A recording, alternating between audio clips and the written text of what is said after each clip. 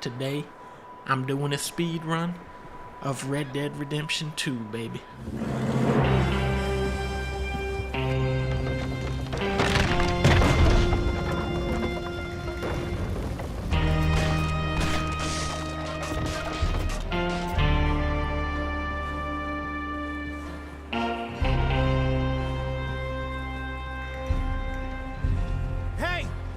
Somebody's coming! Now, I always like to start this speedrun off by warming my Arthur up by the fire next to Hosea and reminiscing on the entire Red Dead Redemption series. In the original Red Dead Revolver for PS2, you play as a cowboy named Red,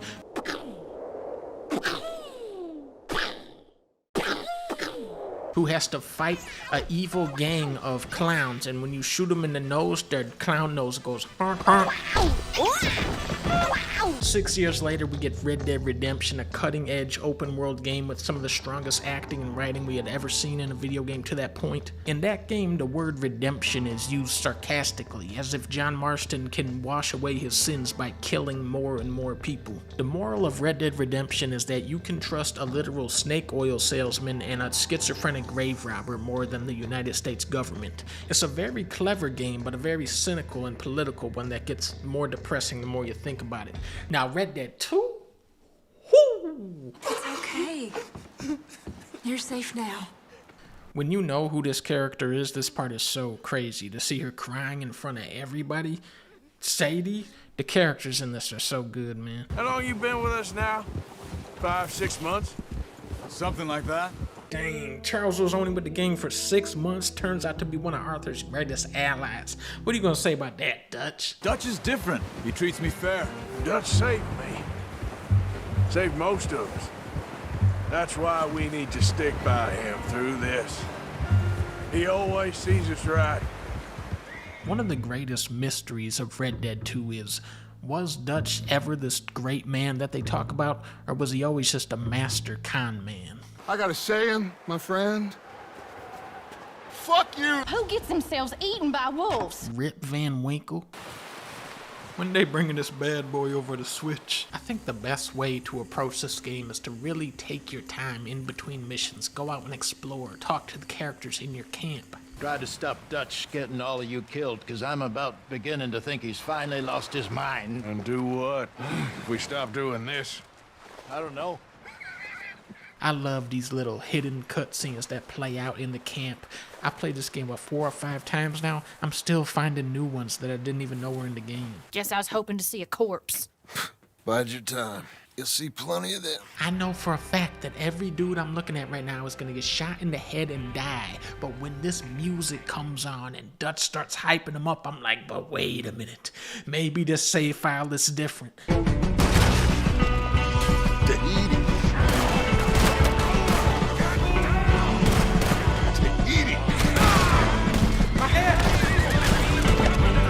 Tahiti! Inside fast! Come on, quick! Who lives there? Tahitians.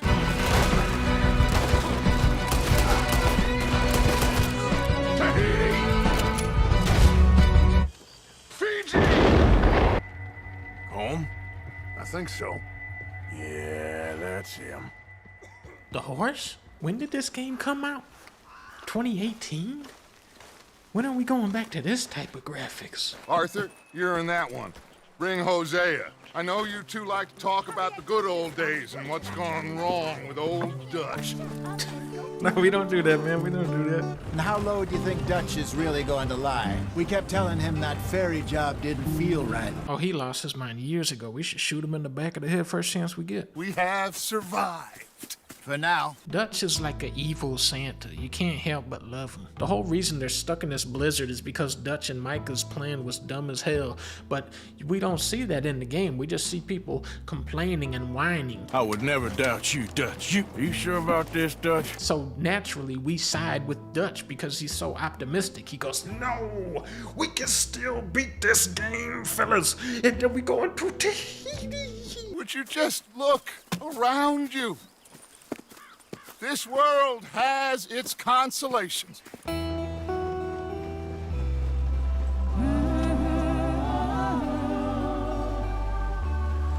See the Dutch on the train. Boom, boom, boom, boom, boom, boom, boom, boom. Ah, shit! Ah, I broke the goddamn wheel. When Arthur breaks the damn wheel, that was the breaking point for the entire gang, and they never recovered from it. What are you working on there, anyway?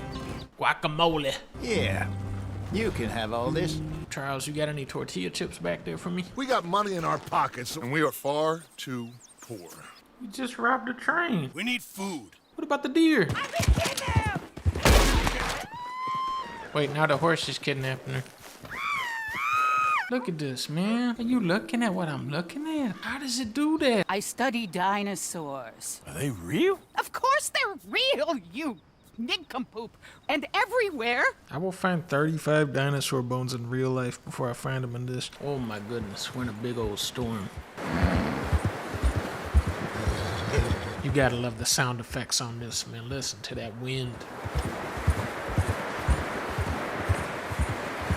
Yeah. Something where Red Dead 1 is still really impressive is just the variety of vegetation. It's a more subtle thing than a lot of games would spend time on, you know, just to do different plants and trees and have all different, you know, some trees are like bent up, some trees have no branches. The tree is like doing this. Ripped it out the ground type of tree. Out in the distance type tree. Burnt up in a fire type of tree. Bending off to the side type of tree. 3D model sticking out the ground type of tree. Dream catcher type of tree. Trunk all covered in leaves type of tree. Bottle type of tree. Only one branch left going left by a grave type of tree. Big old gungo wungo type of tree. Gazebo type of tree. If a tree falls in the forest, does it make a sound? Yes, it does type tree. Now walk away. He's walking towards me. What? You're going down! Now walk away, man. What is he doing? What is this guy?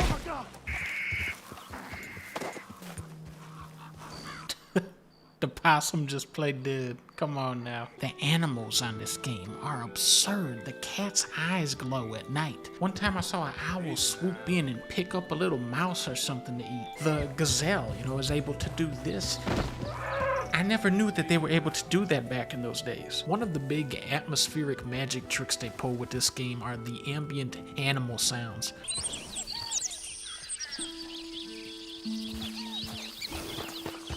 It sounds like there's 20 birds in these trees, and I don't even think the birds in this game can land in trees. But because there's so many animals in this game, your brain just buys into the illusion. But then when animals are present, their sound effects just seamlessly weave into the soundscape. It's like, oh, those turkeys actually are there. Yep.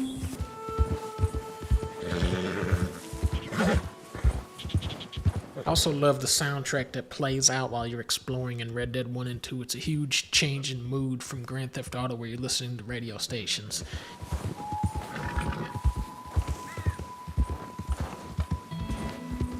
The songs just kind of mysteriously fade in and out as you play, and it makes for a much more tranquil game that just wants you to take your time and really live in this world.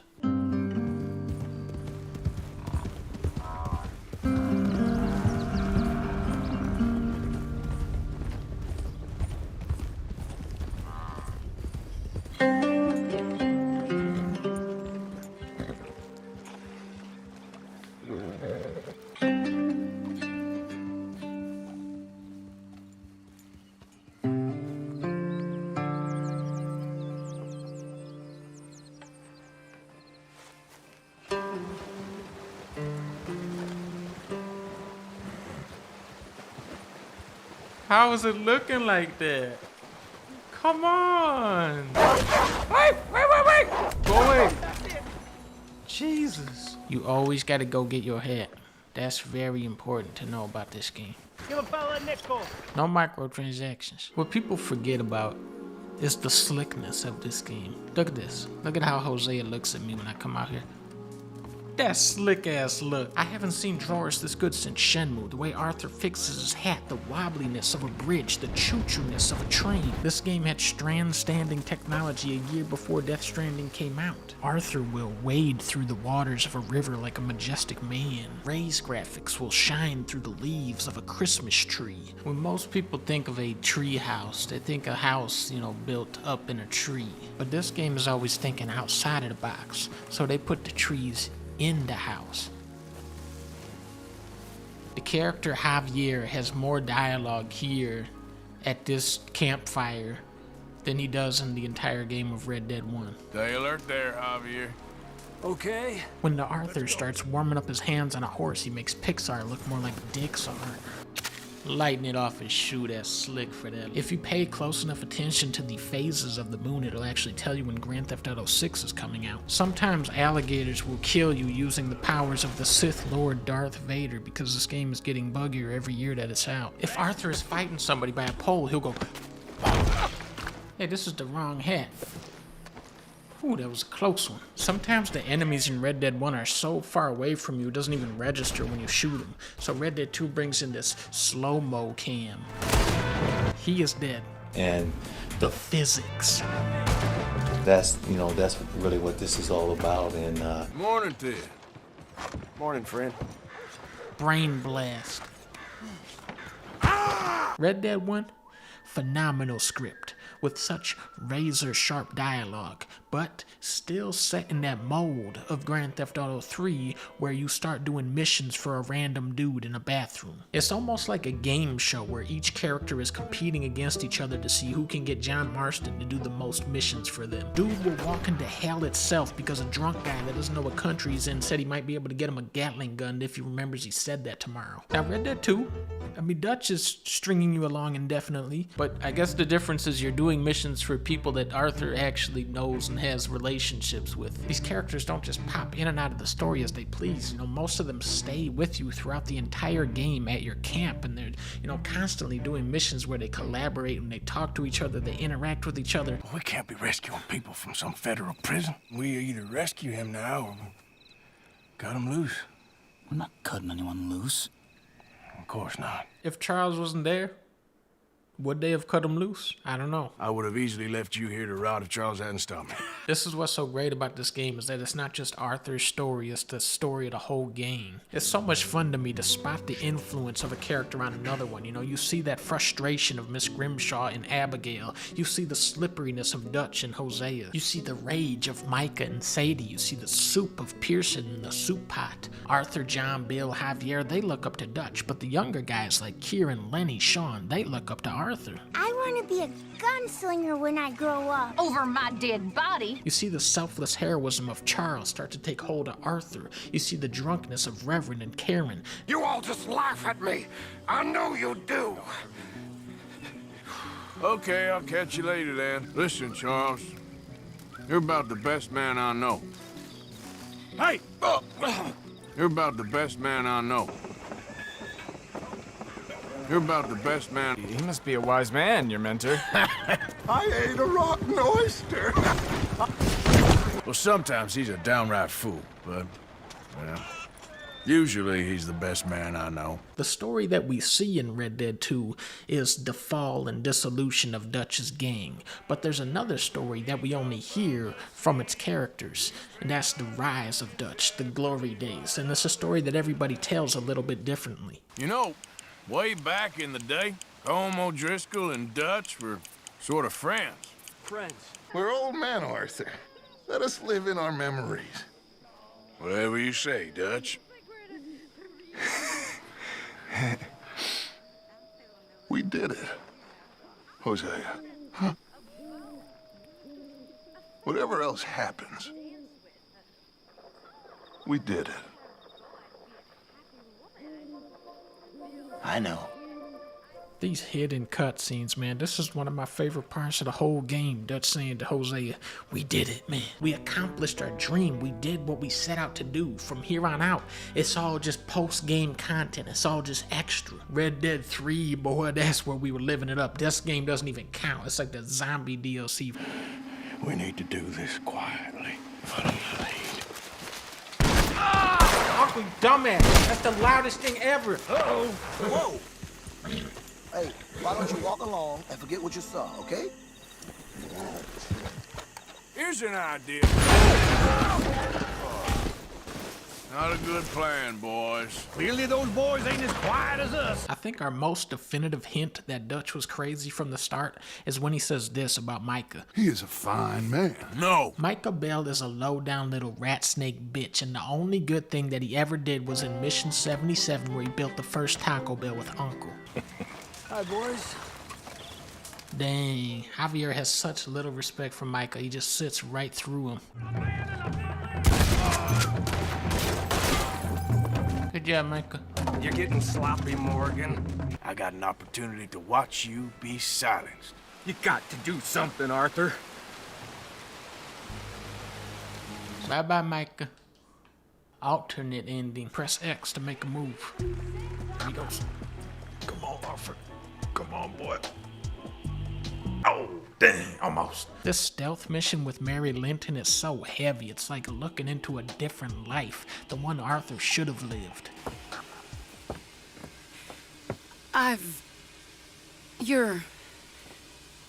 Oh, you'll never change. I know that.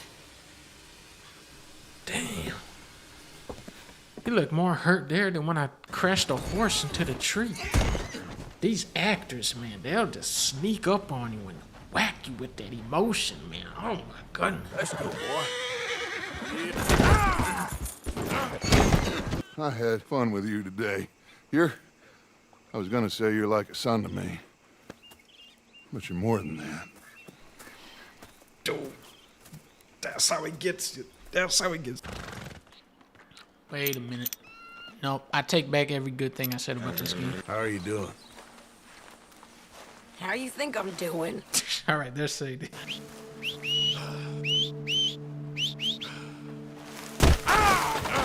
Hell? Damn that horse. With a lot of open world games, the payoff for exploration is that you get to like a side quest, an item, or a power up. But in Red Dead 2, you usually find nothing. The reward is just you get to see the open world of Red Dead 2. But it is like a very consistent reward of this game. Rockstar took that Shark Pass money and just threw it on screen for us to look at. The lighting is so dynamic, it just drapes so beautifully over the grass and foliage. Every spot you walk to on this map, every angle you look at it from just looks impossibly beautiful. Our fight will live on. Game, I'm trying to make you look good, man. Stop doing this in front of everybody. You don't see a ton of John Marston in the early chapters, but you learn what the gang thinks of John. Arthur and Bill are both envious of him. They act like he's, Dutch's golden boy. And John doesn't seem to care at all. He's like, okay, cool, I'm the golden boy of some ragtag-ass gang past its prime on their way to the graveyard. You're his favorite. Favorite? People care about that? Sure. I mean, some do. Few people. Who? I don't know. Well, me. The John Marston we meet in Red Dead 2 is not the same man from Red Dead 1. Who are you? Rip Van Winkle. He is this flaky, undependable guy that leaves his family hanging for a year, and he doesn't even know anything about good food. Have you ever had spaghetti? What's that? And then on the opposite side of that, you have Arthur Morgan. Nothing means more to me than this gang. The bond we share. It's the most real thing to me. Arthur Morgan is a very charismatic, witty character with an unyielding loyalty to his gang that makes him even more likable. You ask folks for forgiveness, you remember this, partner? I've already forgotten. But he also uses that commitment to his gang as a shield from his own conscience. The gang depends on Arthur, which is his excuse to commit such evil acts in this world.